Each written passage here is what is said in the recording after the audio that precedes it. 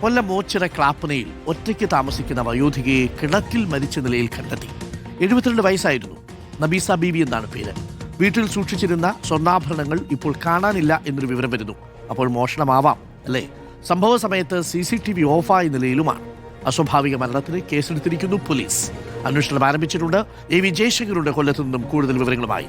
Jaishankar, good morning. Jaishankar, ഒറ്റയ്ക്ക് താമസിക്കുന്ന വയോധികയാണ്, കിണറ്റിലാണ് കണ്ടത്, CCTV ഓഫാണ്, സ്വർണവും കാണാനില്ല. മോഷണ ശ്രമത്തിലൂടെ കൊലപ്പെടുത്തിയതാണ് എന്നുള്ളതാണോ പ്രാഥമിക നിഗമനം? Jaishankar. Good morning doctor Arun. കഴിഞ്ഞ 17-ാം തീയതിയാണ് ഈ നസീബ ബീബിയെ വീടിനോട് ചേർന്നുള്ള കിണറ്റിൽ മരിച്ച നിലയിൽ കണ്ടെത്തുന്നത്.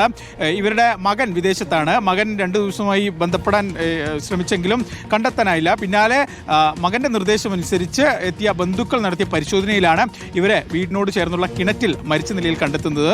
ഈ കിണറിന് ഒരു ഇരുമ്പിന്റെ വല ആൾമറ വെച്ചിട്ടുണ്ട്. അത് ഇളകിയ നിലയിലാണെന്ന് ബന്ധുക്കൾ പറയുന്നു. ഒപ്പം തന്നെ വീട്ടിലുണ്ടായിരുന്ന സ്വർണം ഉൾപ്പെടെ കാണാനില്ലെന്ന സംശയവും അവർ പ്രകടിപ്പിച്ചിട്ടുണ്ട്. ഒപ്പം തന്നെ ഈ സംഭവമൊക്കെ നടക്കുന്ന സമയത്ത് മണിക്കൂറുകളിൽ വീട്ടിലെ CCTV ഓഫായ നിലയിലാണ്. ഇതാണ് ബന്ധുക്കളെ സംബന്ധിച്ച് ഈ മരണവുമായി ബന്ധപ്പെട്ട് വലിയ ദുരൂഹതകൾ സൃഷ്ടിക്കുന്നത്.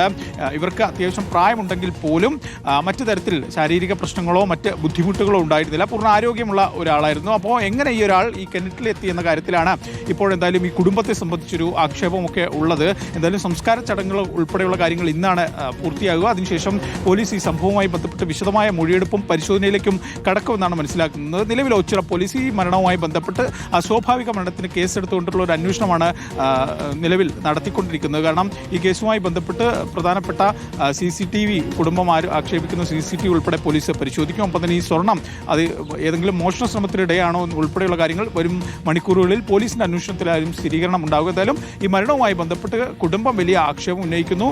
ഒപ്പം തന്നെ പോലീസ് എന്തായാലും നിലവിൽ കുടുംബത്തിന്റെ ആക്ഷേപങ്ങളും ആരോപണങ്ങളും കൂടി പരിശോധിച്ച തലത്തിലുള്ള ഒരു അന്വേഷണമാണ് നിലവിൽ നടത്തിക്കൊണ്ടിരിക്കുകയും ചെയ്യുന്നത്.